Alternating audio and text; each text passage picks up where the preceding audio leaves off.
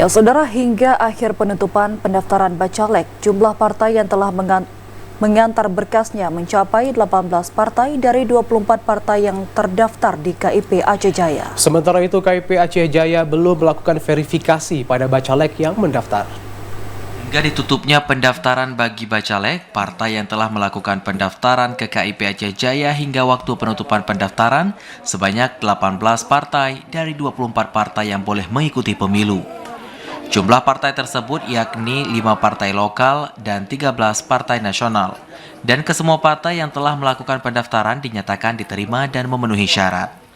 Berdasarkan data yang diterima dari KIP Aceh Jaya, jumlah Bacalek DPRK yang mendaftarkan sebanyak 333 peserta yang terdiri dari 189 peserta laki-laki dan 144 perempuan.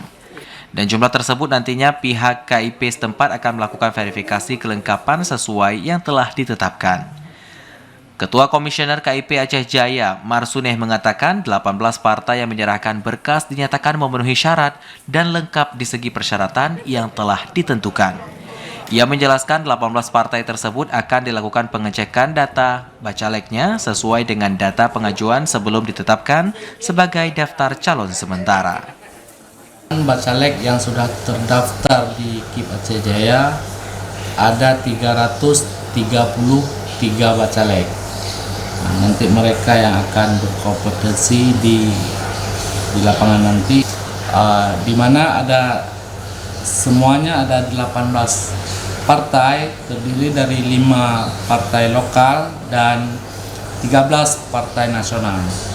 Dari 18 partai ini kita verifikasi Bacaleknya semua, di mana ada kekurangan, di mana ada kesalahan pengisian dari silon dan kebenaran berkas-berkas tersebut, itu kita sampaikan ke partai-partai yang bersangkutan.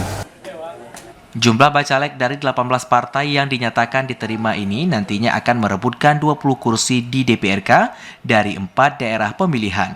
Namun sebelum ditetapkan sebagai caleg, peserta yang telah melakukan pendaftaran tetap akan dilakukan verifikasi oleh KIP Aceh Jaya. Dari Aceh Jaya, Musliadi, TVRI melaporkan.